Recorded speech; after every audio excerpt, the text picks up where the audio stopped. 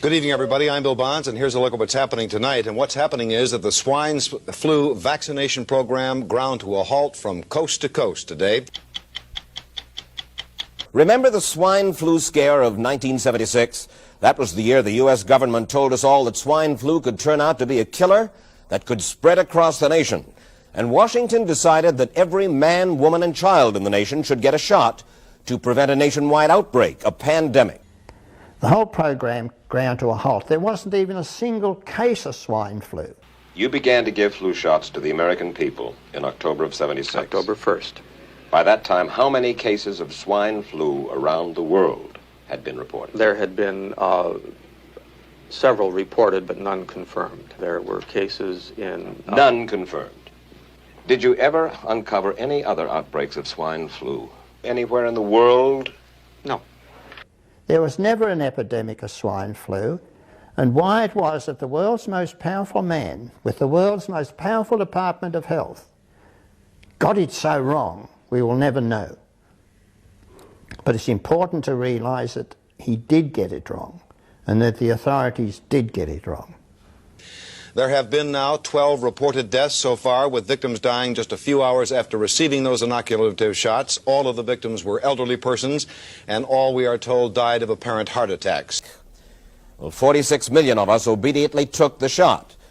And now 4,000 Americans are claiming damages from Uncle Sam amounting to $3.5 billion because of what happened when they took that shot. By far the greatest number of the claims, 2/3 of them, are for neurological damage or even death, allegedly triggered by the flu shot. In the state of Michigan, the state health director, Maurice Reisen, ordered a stop to all swine flu shots after 3 Michigan men died hours after receiving their vaccinations. Health officials estimate that 10,000 Michigan people have already received their shots, and President Gerald Ford told ABC Television News tonight that he intends to get his vaccination. And President Ford was going to vaccinate the entire population of America, every man, woman and child, black, white and brindle, against a particular type of flu called swine flu, because he'd been advised that there was going to be a huge epidemic that would kill thousands of people. This virus was the cause of a pandemic in 1918 and 1919 that resulted in over 500,000 deaths in the United States. Now, people were dropping dead in the buildings where they received their shots. Many others became paralysed. One of those who did roll up her sleeve was Judy Roberts. She was perfectly healthy, an active woman, when in November of 1976, she took her shot. 2 weeks later, she says, she began to feel a numbness starting up her legs. I joked about it at that time. I said I'll be numb to the knees by Friday if this keeps up. By the following week, I was totally paralyzed. So completely paralyzed, in fact, that they had to operate on her to enable her to breathe. And for 6 months, Judy Roberts was a quadriplegic. The diagnosis? A neurological disorder called Guillain-Barré syndrome, GBS for short. These neurological diseases are little understood. They affect people in different ways. As you can see in these home movies taken by a friend, Judy Roberts' paralysis confined her mostly to a wheelchair for over a year. But this disease can even kill. Indeed, there are 300 claims now pending from the families of GBS victims who died. Now, I spoke out against it. The newspapers got hold of it, and eventually I appeared on Kathy Crosby's television program, and I specifically said that many people would drop dead after receiving the vaccines, particularly if they had a heart problem or a potential heart problem. I can't drink through a straw on the right-hand side. I can't blow out birthday candles. I don't whistle anymore, for which my husband is grateful. It may be a little difficult for you to answer this question, but have you recovered as much as you are going to recover? Yes, this is it. So you will now have a legacy of braces on your legs for the rest of your life? Yes, the weakness in my hands will stay, and the leg braces will stay. Now, the important thing, really, is that I was the only physician anywhere in the world who warned about these side effects. And this is very important because I'm just an ordinary medical practitioner without specialist qualifications. I wasn't even an American. And yet, I was the only one. Everybody else spoke out in favour of this campaign. Did anyone ever come to you and say, you know something, fellas? There's the possibility of neurological damage if you get into a mass immunization program? No. No one ever did? No. Do you know Michael Hatwick? Yes. Mm-hmm. Dr. Michael Hatwick directed the surveillance team for the swine flu program at the CDC. His job was to find out what possible complications could arise from taking the shot and to report his findings to those in charge. Did you know ahead of time, Dr. Hatwick, that there had been case reports of neurological disorders, neurological illness, apparently associated with the injection of influenza vaccine? Absolutely. You did? Yes. How'd you know that? By review of the literature. So you told your superiors, the men in charge of the swine flu immunization program, about the possibility of neurological disorders? Absolutely. What would you say if I told you that your superiors say that you never told them about the possibility of neurological complications? That's nonsense. I can't believe that they would say that they did not know that there were neurological illnesses associated with influenza vaccination. That simply is not true. We did know that. I've said that Dr. Hatwick has never told me of his feelings on this subject. Then he's lying. I guess you would have to make that assumption. Then why does this report from your own agency, dated July 1976, list neurological complications as a possibility? I think the consensus of the scientific community was that the evidence relating neurologic disorders to influenza immunization was such that they did not feel that this association was a real one.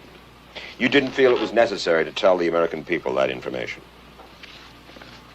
I think that over the years we have tried to inform the American people as fully as possible. As part of informing Americans about the swine flu threat, Dr. Sensor's CDC also helped create the advertising to get the public to take the shot. Let me read to you from one of your own agency's memos planning the campaign to urge Americans to take the shot. The swine flu vaccine has been taken by many important persons, he wrote.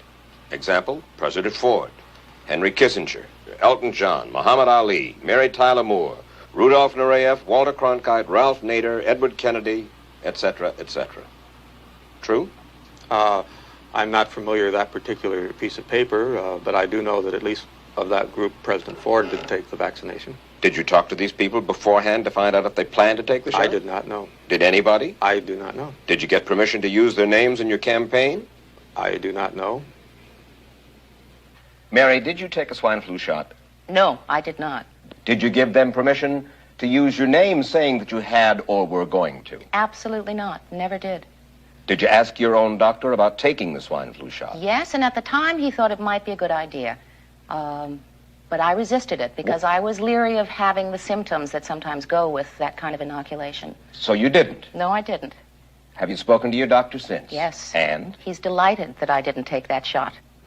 You're in charge. Somebody's in charge. This is your advertising strategy that I have a copy of here. Who's it signed by? This one is unsigned. But you'll acknowledge that it was your baby, so to speak. It could have been from Department of Health, Education, and Welfare. It could be from CDC. I don't know. I'll be happy to take responsibility for it. It's been 3 years now since you fell ill with GBS, right? Right. Has the federal government, in your estimation, played fair with you about your claim? No, I don't think so. It seems to be dragging on and on and on, and really no end in sight that I can see at this point. With respect to the cases of Guillain-Barré, allegedly... Former Secretary of HEW Joseph Califano, too, was disturbed that there was no end in sight. So a year and a half ago, he promised that Uncle Sam would cut the bureaucratic red tape for victims suffering from GBS and would pay up quickly. we shouldn't hold them to an impossible or too difficult standard of proving that they were hurt. Even if we pay a few people a few $1,000s that might not have deserved it, I think justice requires that we promptly pay those people who do deserve it. Who's making the decision to be so hard-nosed about settling? Well, I assume the Justice Department is. Griffin Bell before he left? Well, the Justice Department agreed to the statement I made. It was cleared word for word with the lawyers in the Justice Department by my HEW lawyers. And that statement said, in effect, that statement said that we should pay Guillain-Barré claims without regard to whether the federal government was negligent if they resulted from the swine flu shot. I think the government knows it's wrong. If it drags out long enough, that people will just give up. Let it go. I am a little more adamant in my thoughts than my wife is, because I told Judy to take the shot. She wasn't going to take it, and she never had shots. And I'm mad with my government because they knew the facts, but they didn't release those facts because if they had released them, the people wouldn't have taken it.